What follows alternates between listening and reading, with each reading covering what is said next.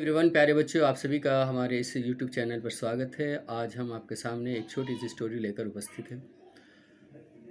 सबसे पहले इस स्टोरी को पढ़ लेते हैं और इसमें सिर्फ 4 ही वाक्य हैं। पहला वाक्य, इलाहाबाद एक प्राचीन नगर है। दूसरा वाक्य, इसका एक गौरवशाली इतिहास है।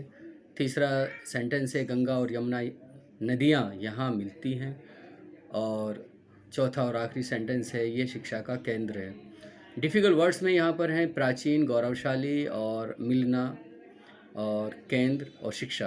तो आप जानते हैं प्राचीन को हम एंशेंट बोलते हैं अंग्रेज़ी में, गौरवशाली को हम ग्लोरियस बोलते हैं और इतिहास को हम पास्ट या हिस्ट्री दोनों ही इस्तेमाल करते हैं। यहाँ पर इस स्टोरी में हम इसका ट्रांसलेशन पास्ट का इस्तेमाल करके करेंगे। उसके बाद यहाँ पर जो वर्ड है ना, नदियाँ, नदियाँ रिवर, और मिलना क्या है, यहाँ पर संगम की बात हो रही है कि गंगा और यमुना का संगम है, तो संगम को हम कन्फ्लुएंस बोलते हैं। उसके बाद यहाँ पर एक वर्ड है शिक्षा को आप जानते हैं एजुकेशन या लर्निंग बोलते हैं, और केंद्र को आप सभी जानते हैं सेंटर बोलते हैं। तो अब यहाँ पर इसका ट्रांसलेशन शुरू करते हैं। सबसे पहला सेंटेंस हम पहचानेंगे कौन से टेंस का ये वाक्य है। तो आपको दिखाई दे रहा है ये सिंपल प्रेजेंट का टेंस है। इलाहाबाद एक प्राचीन नगर है हूँ वाला सेंटेंस है। इसमें क्या करते हैं, सबसे पहले हम सब्जेक्ट लिखते हैं और सब्जेक्ट के अकॉर्डिंग इज़ आर एम का प्रयोग करते हैं और उसके बाद हम कंप्लीमेंट लाते हैं। तो ये सेंटेंस बन जाएगा बहुत ही आसानी से। क्या सेंटेंस बन रहा है, इलाहाबाद एक प्राचीन नगर है, तो आपने सीधे सीधे लिख देना है Allahabad is an ancient city. प्राचीन मीन्स एंशियंट, और एंशियंट से पहले एन आर्टिकल हमने लिखा है। आप जानते हैं वोवेल से स्टार्ट होने वाले नाउन से पहले हम एक दर्शाने के लिए एन लिखते हैं। उसके बाद दूसरा वाक्य आप देखेंगे, इसका गौरवशाली इतिहास है। ये नॉन लिविंग थिंग है, शहर की बात चल रही है, तो आप सब्जेक्ट इट लिखेंगे। और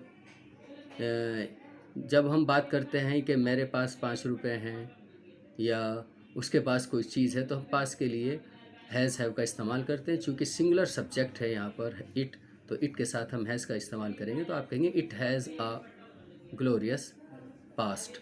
ये प्रेजेंट इंडेफिनिट का वाक्य ताहे तीहे वाला सेंटेंस है कि इसका ये गौरवशाली इतिहास रखता है, ये भी कहा जा सकता था, तो हमने बना लिया it has a glorious past. तीसरा सेंटेंस है, गंगा और यमुना नदियाँ यहाँ मिलती हैं। आपको पता है किसी भी रिवर के नाम से पहले हम आर्टिकल द का यूज़ करते हैं। तो यहाँ पर आप देख रहे हैं the Ganga and the Yamuna, ये भी हो सकता था, और ये भी मैंने बुक्स में पढ़ा है। द गंगा और दूसरी नदी को जब हम मेंशन करेंगे तो उससे पहले आर्टिकल का इस्तेमाल हो भी सकता है, और ना भी करेंगे तब भी, ये मैंने पढ़ा है। ठीक है, the Ganga and the Yamuna भी कह सकते हैं, द गंगा एंड यमुना ये भी ठीक है। The Ganga and Yamuna reverse have confluence here. यहाँ पर बात चल रही मिलने की, संगम होने की। ठीक है, तो यहाँ पर मिलता है तीहे वाला सेंटेंस है, तो हैव हैज से हम इसको बना रहे हैं।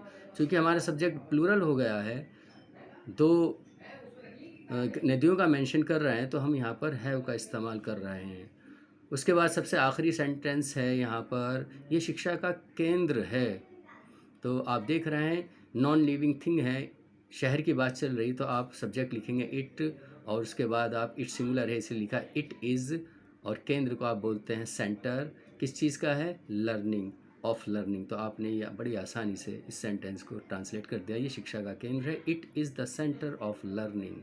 प्यारे बच्चों, हम किसी भी स्टोरी को बड़ी आसानी से बना सकते हैं, शर्त यह है कि आपको वर्ड्स मीनिंग ज़्यादा से ज़्यादा याद हो, सेंटेंसेस की पहचान हो, टेंस आपने पहचान लिया कि कौन से टेंस का ये सेंटेंस है, तो बड़ी आसानी से आप किसी भी छोटी सी ये स्टोरी को बना लेंगे। और जब आप निरंतर प्रैक्टिस करते रहेंगे तो एक दिन ऐसा होगा कि आप बड़े बड़े टेक्स्ट, बड़ी बड़ी स्टोरी को भी आसानी से ट्रांसलेट कर लेंगे।